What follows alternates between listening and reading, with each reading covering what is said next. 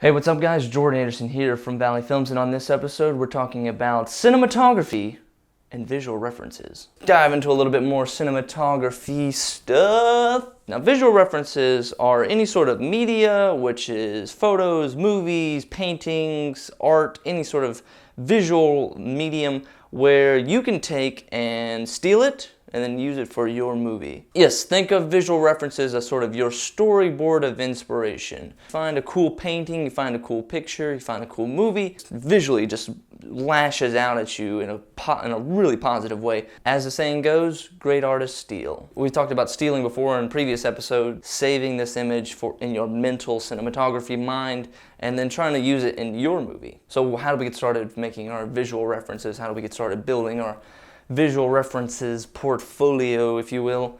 I would start with movies. What kind of movies do you like? What kind of movies does this script call for? Or what is this script sort of similar in? Think of the genre that this film is in. So if it's a cop thriller, a period piece, a horror movie, then maybe start to take some of those visual references and try to add them into your movie, try to incorporate them into your style. After you go to genres, then kind of go into directors and cinematographers that you like. Directors for me would be like Tarantino, David Fincher. DPs would be like Roger Deakins. Find what makes their style and maybe sort of steal from them. They've stolen or sort of ripped off from earlier films. So maybe like look at 1940s films or 1950s or 60s films or even 70s films. Like take that style, take those incredible moments of cinema, try to blend them into your movie, maybe add that sort of style, or try to recreate sort of this visual image. After you've gone through all the movies that you can think of, then start to look at photographs, look at famous photographers, go on Flickr or something like that, find really cool images that sort of stick out to you, and then go into art, paintings, sketches, famous paintings, even start to dig into like artistic movements. So maybe you could attach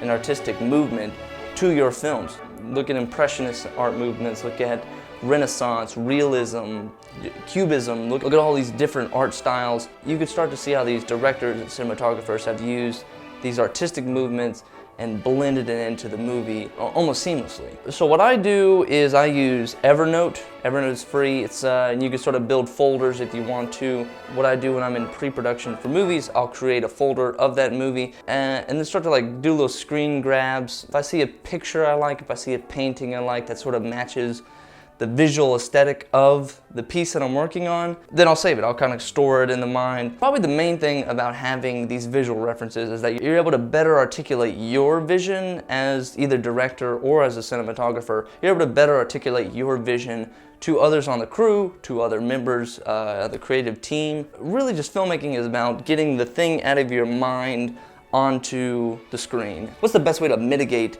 this delay, this process from mind to screen? A really cool blog I found actually is called filmgrab.com. It probably has almost every movie known to mankind and unknown to mankind, really. It'll grab about 50 or so photographs or stills from that movie. Another great place to get references is Cineshot on Reddit. I'll put filmgrab.com and Cineshots in the description below. These are great references for your visual references. Just more and more as a cinematographer, start to consume other pieces of visual medium. Start to find a favorite photographer out there that you really like. Find a favorite painter, find a favorite artistic movement that you like. Try to figure out how you can start to add those elements, how you can start to add those visual aesthetics into your cinematography. It's going to make your movie that much more powerful to have those underlying huge visual metaphors, those underlying huge visual references. I strongly believe that's going to take you to an entirely new level of cinema. Versus just making a movie, you're now making sort of a piece of art. So thank you guys for watching. My name is Jordan Anderson from Valley Films. Be sure to subscribe.